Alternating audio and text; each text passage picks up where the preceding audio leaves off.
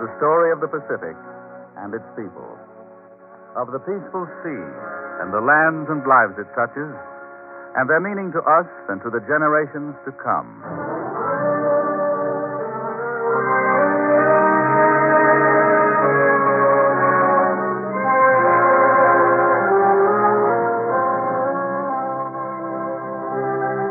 The Pacific Story, presented by the National Broadcasting Company as a public service and dedicated to a fuller understanding of the vast Pacific Basin. This broadcast series comes to you as another feature of the NBC Inter-American University of the Air, with the drama of the sowing of the seeds that ripened into the war in the Pacific.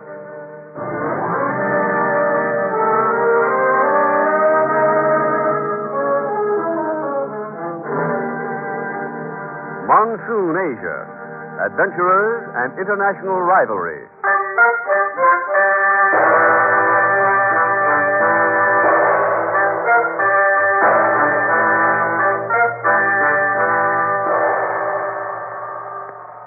For 1,000 years and more, men have been fighting for the riches of Monsoon, Asia. Of Burma, Thailand, Indochina, Malaya, the East Indies, the Philippines. From the north came wave after wave of Mongoloids. From the west came Indians and Arabs. From the region that is now Yunnan province in South China came the Malays. Race fought against race, clan against clan. Into this struggle for mastery came the white man, and with him came rivalry for empire.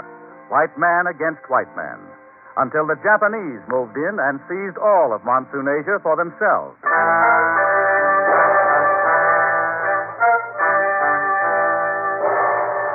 First of the Europeans were the Portuguese. Next came the Dutch. We have to act quickly to Hootman. Yeah. We have only been here in the Moluccas for 5 years, and already we have to defend our trade. What does this new British trading company call itself, Fantasy?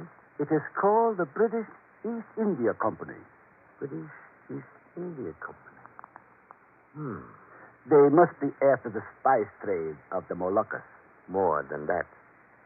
When we made our first voyage out here to the Indies in 1595, only the Portuguese were here. But the British have been watching this trade for many years. They took no interest in it. No active interest until we came out here. Their interest probably has been greater than we had supposed. They know of our flourishing trading bases here. We can expect to see British merchantmen any time. This means that we will have not only the Portuguese and the Spanish against us, but also the British. Yeah. It's the spice trade they are after. We must hold onto our bases here at all costs. If we do not, we shall be driven from the Indies. Yeah. This British trading company, it is a private enterprise? Yeah, and a very strong one. Then we must organize a stronger one, Vandersay. Stronger? We must organize a trading company under the auspices of the government of the Netherlands. We must have the government behind us. Then we shall be at the mercy of politicians. But with the government, we shall be stronger than the British company. With our private capital, we cannot compete against the British. But with the government behind us, we shall be strong enough to meet. In 1602, 2 years after the organization of the British East India Company, the Dutch organized the Netherlands East India Company. And then was begun the race for supremacy. English merchantmen hove up over the horizon. Now the scramble was between the Portuguese, the Spanish, the Dutch, and the British. What is most important to you, de Hootman, and of course to us, is that the Spanish and the Portuguese virtually have a monopoly over the spice trade in the Moluccas. We have bases in the Moluccas. But the trade is controlled by the Spanish and the Portuguese just the same. What do you British propose? Well, cooperation on some sort of basis. Against the Spanish and the Portuguese? We are individual companies. Our British East India Company and your Netherlands East India Company. We, as individual companies, cannot hope to prevail against the combined Spanish and Portuguese. Yeah, it's true that competition does limit all of us. We propose cooperation between you with the Dutch company and us as the British company. Could such an arrangement be Feasible? We could make it feasible. We could work out a plan of cooperation which would, in effect, For practical purposes, rivalry between the British and the Dutch was set aside. Gradually, the Dutch won out against the Portuguese and the Spanish in the Spice Islands. Now, the principal adversary was out of the way, and now, once again, the Dutch and the British were rivals. In 1623 at Ambon, But for what the Dutch put you and me in jail? There's no explanation for it, Itogi, except that I'm a British trader and you are my Japanese servant. But what we do?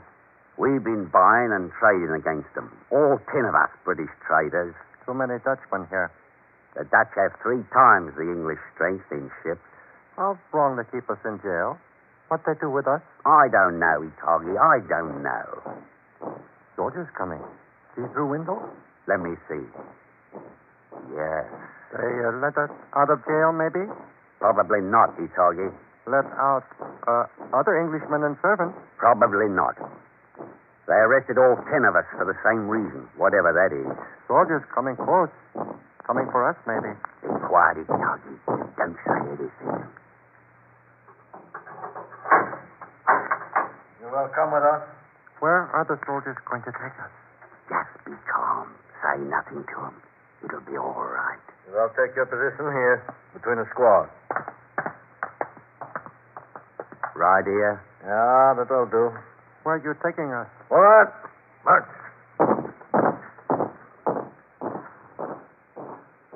outside the jail in Ambon, the 10 traders and their servants were lined up. Here was to be enacted a black page in the struggle of the whites for the Indies.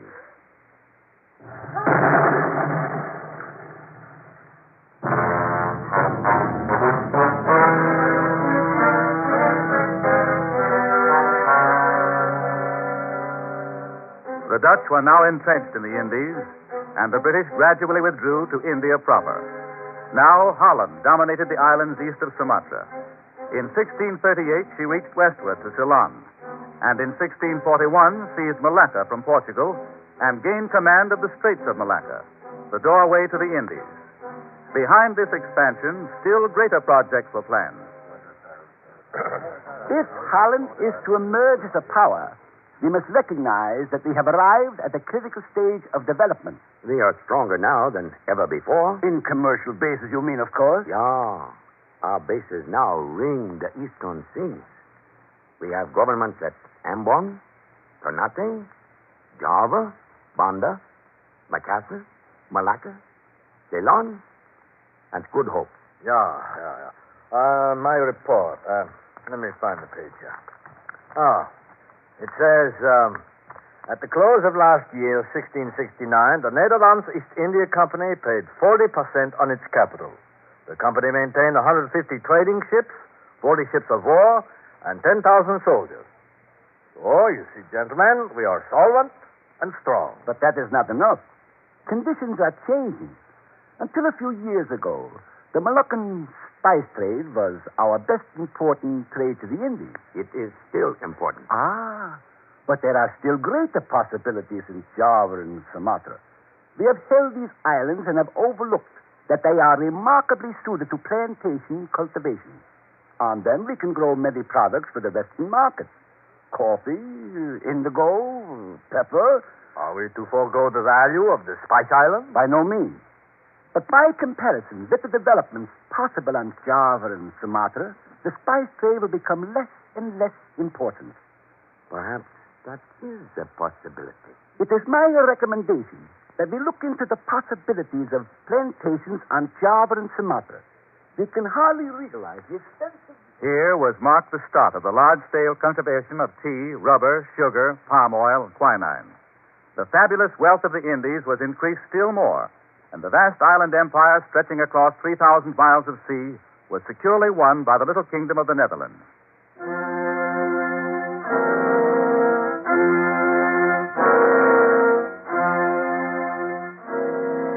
Meantime, foreigners were making incursions into other parts of Monsoon Asia. In 1659, an extraordinary figure arrived in the capital of Siam, and within the next several years rose to spectacular influence. You gentlemen represent the French East India Company. Yes, we do. The chief minister will see you in just a few minutes. Thank you very much. I will call you. Wait here. Yes. Thank you. Thank you. I am eager to see the chief minister. He is not a native of Siam. Yes, I have been told he is Greek. He came from Cephalonia, one of the islands of Greece, an innkeeper's son. An innkeeper's son become the chief minister of the king of Siam? Oui. He ran away in an English ship, and now he is the most trusted advisor of the king Franaraj. Oh, what is his name? His name is Constantine Falcon. Falcon. And he is the man we must deal with. But fortunately for us, he thinks highly of the French East India Company. Sure, he must be very shrewd. He is. Under him, Siam has prospered. He and the king operate a fleet of merchantmen. And the king is the biggest trader in the country here. Well, then he understands our mission here. As well as we do. Tournegar, here comes the servant. The chief minister will see you now. Thank you. Come along this way. We are, of course, interested in the development of Western enterprise here in Siam. Thank you, Your Excellency. The Portuguese and the Dutch, as you know, have been established in Siam for some years. Yes, we are aware of that. We have discussed the project your French East India Company proposes. We believe, Excellency, such a project would be mutually advantageous. Yes. It would mean much to your country to have a French factory in Siam. Especially, it would mean development. We have considered it carefully. King Franaraj has given his consent. You will therefore proceed to set up your factory not outside the city, but here within the capital of Siam. Our engineers will assist you in the planning and building. At this time, 3 French bishops arrived in Siam, and through them, the chief minister, Constantine Falcon, exchanged letters with Colbert, minister to Louis XIV of France. Soon, Louis's interest in Siam changed from the spiritual to the material. France set a scheme afoot to win supremacy in Siam. From France came 6 men of war with 1,400 soldiers. On the quarterdeck of the flagship, a member of the French East India Company talks with the officer in command of the troops. And so far as the Siamese are concerned, you and your troops have come here to intimidate the Dutch. You have had trouble with the Dutch? Oh, they are a constant source of trouble for us from their fortress at Malacca. I see. And where will my men be garrisoned? Oh, part of them will be garrisoned at Bangkok and part of them at Mergui. These are the 2 principal ports. Will any of them be garrisoned in the capital city? Perhaps. We may attach some of the troops to the person of King Franaraj, but not now. I understand. Are the missionaries making progress with the king? So far he has resisted all efforts to convert him. Unexpected resistance? Yes. From the letters to the court in France, we understood the king would accept conversion and a military guard without resistance. The missionaries are continuing. Perhaps they will have better fortune now that you and your troops have arrived. It is useless to wait longer. The king is virtually a prisoner of the foreigners. The king is still resisting the efforts of the missionaries. But he is only a figurehead for Constantine Falcon. The chief minister is opposed to all of us of the royal court. Both Falcon and the king have disregarded our objections to the foreigners, and now our 2 ports are held by the soldiers of the French. Yes, and soldiers guard the king every moment of his life. We cannot permit the French soldiers to stop us. The king must go, Falcon must go, and the soldiers must go. Else we shall lose ourselves to the foreigners. I will account for the king. I will account for Constantine Falcon. I will lead our army and drive the foreigner from our land. While the king resisted the missionaries and the chief minister disregarded the high officers of the court, the conspiracy was worked out. And suddenly it struck.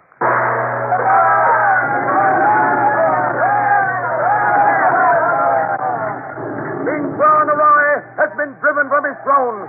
Constantine Falcon has been killed.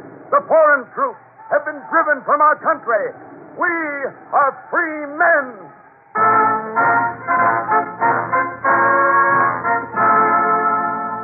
Siam had saved itself from domination.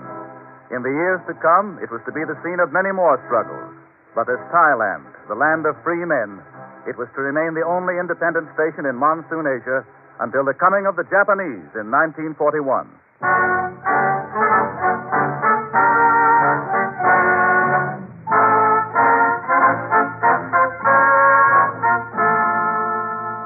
The British had withdrawn to the west, to India. in the face of the decisive measures of the Dutch. But they had not forgotten the Indies, nor had they forgotten the execution of the 10 British traders and their servants at Ambon. They returned and took Malacca from the Dutch. But nearly 2 centuries were to pass before a vigorous and determined British leader was to appear. Then, at Malacca, appeared Stamford Raffles.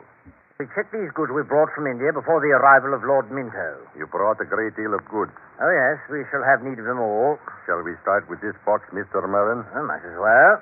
This is a box of satin cloth. Satin cloth, yes. Oh, that is of great value. A box of woolen cloth. Extraordinary weave, that woolen cloth. Very soft texture. Yes, what's next, Adela? Here is writing paper with printed flowers of gold and silver. Oh, that is for writing letters to the Malay princes. And this box. What is in this box, Mr. Merlin? Is very heavy. Oh, that box. Why, It is so heavy I can hardly move it. Yes, it contains guns and pistols. We brought all these things, of course, merely as gifts. We shall have no use for them ourselves. Raffles stayed at the Banda Ilyar quarter of Malacca on the plantation of Baba Chang Lang, the Capitan China. When he was settled and the gifts he had brought were checked, then he met with Lord Minto.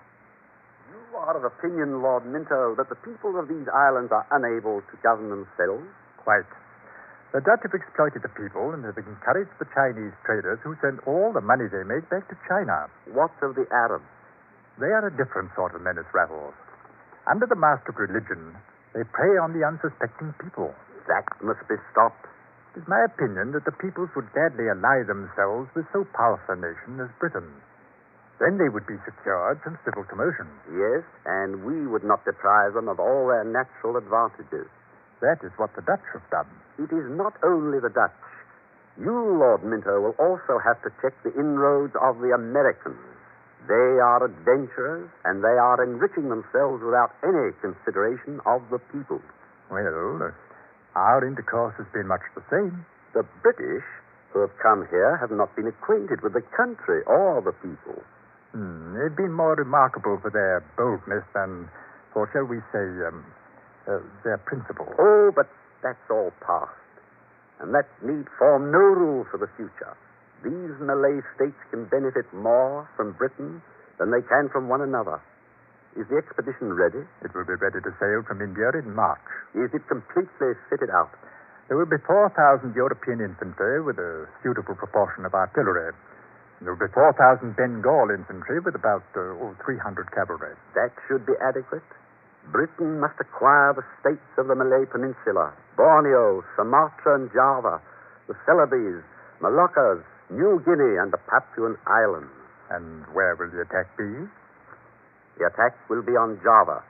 Of course, we will take over by treaty the states which have indisputable pretensions to independence.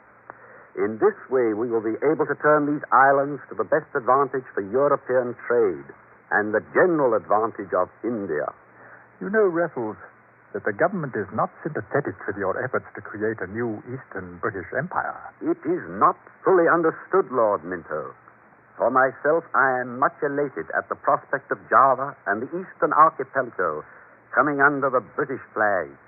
And I should like to congratulate you, sir, on your future administration of this, our first great acquisition since India.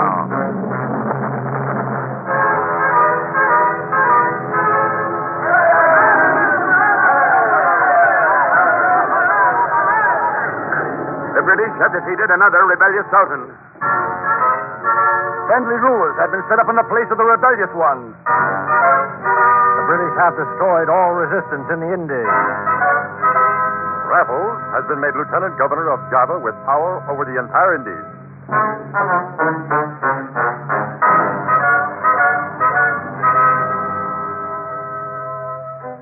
But the British had more than the native sultans against them. They had the Dutch. The struggle was bitter, and in the Convention of 1814 between Great Britain and the Netherlands, it was decided that The Netherlands recognizes the Malay Peninsula as a British sphere of interest. Great Britain recognizes the Dutch sovereignty over the Netherlands East Indies.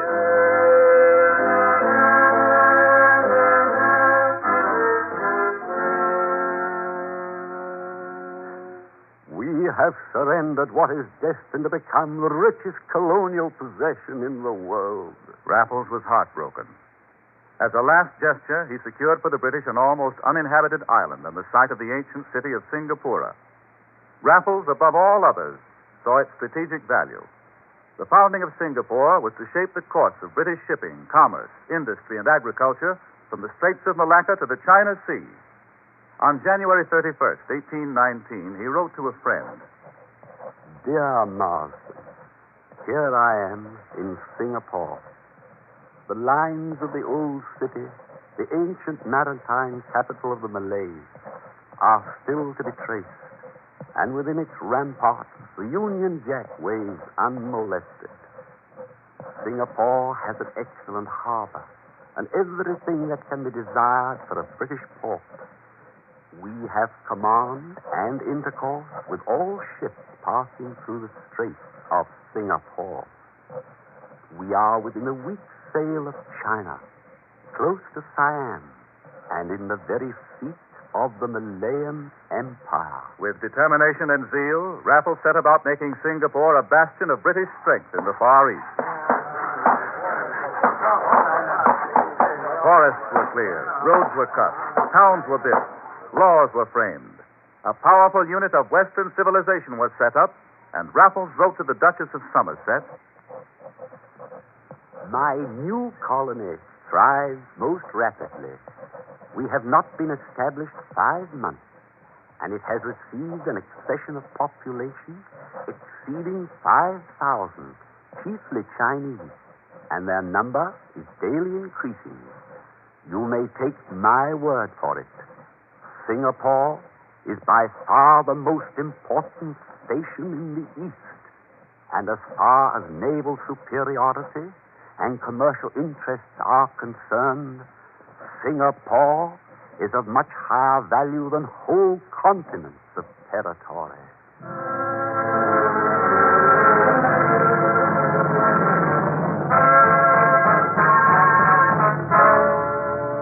For 50 years, the British carried on trade from Singapore and Malacca and Penang. Then Britain extended her hold, extended her commercial interests to political interests. Malaya became a collection of governments under British rule. The Strait Settlements, the Federated Malay States, and the Unfederated States. But with the passing years, internal problems arose. The Malays said, No, I will not work in the rubber plantations. Then we'll give you a job in the tin mines. No, Well, why will you not work? I will work my farm. We need you in the rubber plantations or in the tin mines. No, foreign money run plantations and mines. Nothing for Malay. It is because you won't work in the plantations and mines that we're obliged to bring in workers from other lands. China and India. Foreign workers. We must have workers. And since you prefer to work on your farm and grow rice, you can then grow enough rice to help feed these workers that we're obliged to bring in. No, raise rice only for own family. Chinese and Indian workers flooded into Malaya. The West supplied the capital for the development of the tin mines and the rubber plantations. The East supplied the labor to work them. Malaya became the world's leading source of rubber and tin. And Singapore became the symbol of Western empire in the East. The symbol of the rule of a few thousand white men over millions of brown and yellow Asiatics.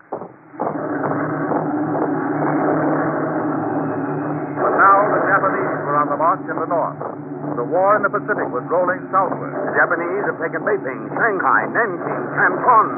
Japanese are moving troops into French Indochina. Japanese have bombed Pearl Harbor. The Japanese have taken Manila. The Japanese have landed in Malaya and are driving down on Singapore.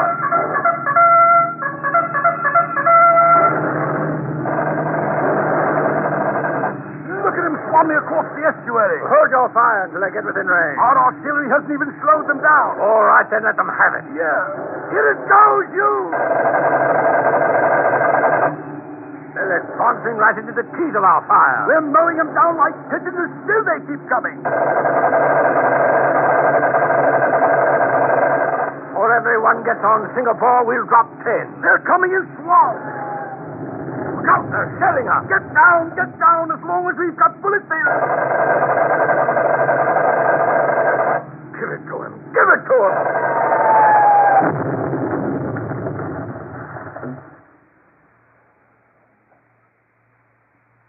General Percival, I want your reprise to be brief and to the point. I will accept only unconditional surrender of Singapore. This is the Japanese commander, General Yamashita. Will you give me until tomorrow morning? Tomorrow? I cannot wait. The Japanese forces will have to attack tonight. I want to hear a decisive answer, and I insist on unconditional surrender. What do you say? Yes. Singapore had fallen. Singapore, the impregnable Gibraltar of the white man's power and prestige in the Far East. Now Indochina was gone, and British Malaya and the Netherland Indies and Burma. Japan had taken all of Monsoon Asia. The white man reeled and retreated, and from faraway London came a hint that the white man had come to realize that another epoch had ended.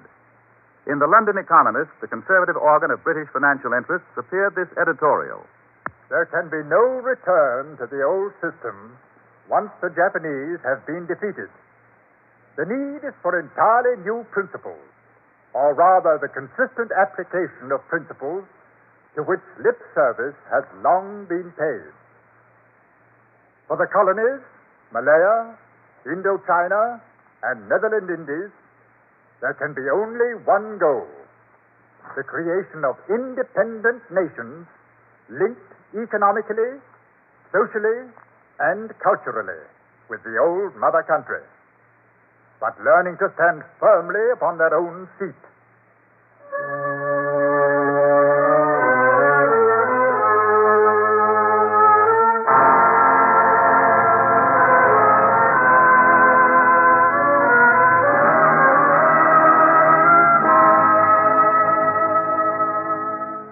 For 1,000 years, men have been fighting for the riches of Monsoon Asia. Through these bloody centuries, generation after generation of peoples have lived and died, pawns in the vast political game. In the years to come, whatever the destiny of these lands, one factor only is certain: the native people will still be there.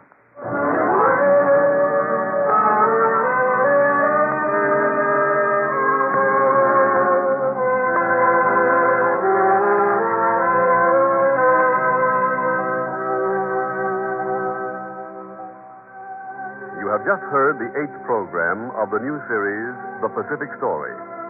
Next week at this same time, over most of these stations, the 9th will be broadcast. India, from Clive to Gandhi, with drama of the past and present and commentary by Owen Lattimore, authority on the Pacific and director of the School of International Relations, Johns Hopkins University.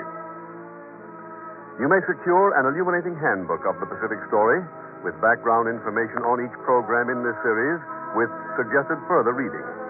This Pacific Story manual will be sent to you for 25 cents in coin to cover cost of printing and mailing. Address: the University of California Press, Berkeley, California.